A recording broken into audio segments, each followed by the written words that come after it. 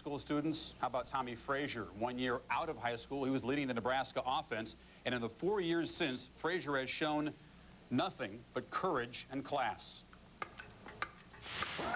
He is a defensive coordinator's worst nightmare. With passing skills improved over the summer, Frazier dissected hopelessly off-balance defenses and, when needed, improvised brilliantly, turning broken plays into big gains. As the nation's most versatile quarterback, Frazier ran and passed for 31 touchdowns, the same total Charlie Ward produced in his Heisman season. Despite missing 8 games last year, Frazier created more than 3 miles of offense in his record-breaking career and 79 touchdowns. Tommie was never sacked this year in 163 attempts, had only 4 interceptions. But even if Frazier didn't have his great skills, his coaches say he'd still be a pretty good quarterback because of his heart and what's in his eyes. A lot of quarterbacks, you know, when it comes time for contact, they're not right at the front of the line, but Tommie, he'll be right up there doing whatever he has to do to win a ball game, and if he has to jump over a pile, he'll jump over a pile. If he has to go into a linebacker, he'll go into him, and I think they all admire that in him. He's the best in the country because if you're on the field with him, he raises your level of competition, and he'll just make you want to go out and play hard, and most likely you're going to be a winner.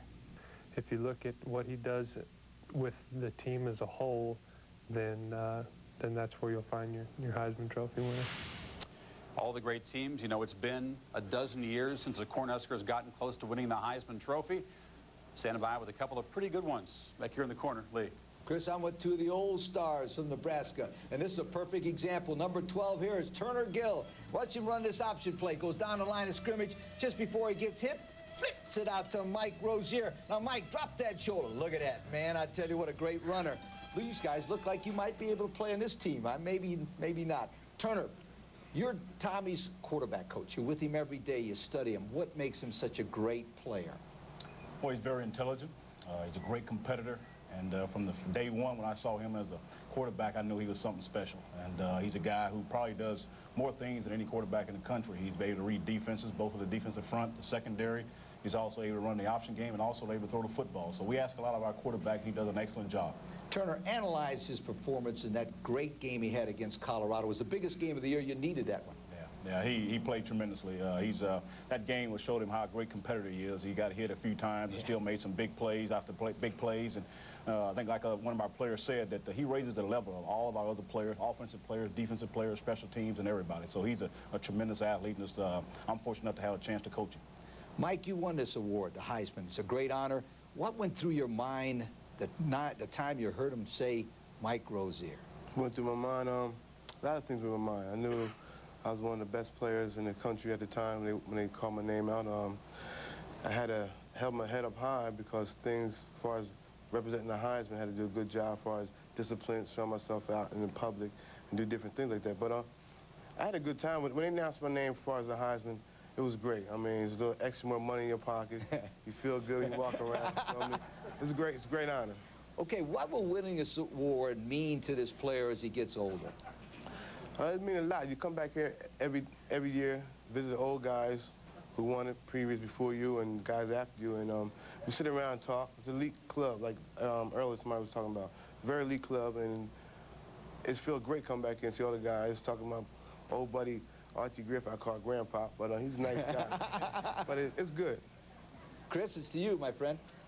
Rosie, you're always honest. It does mean money in your pocket. It also means a lot more than that. Ask anybody who has won the award. They appreciate it a lot more as the years go by. Tommie Frazier would like to be able to appreciate that feeling.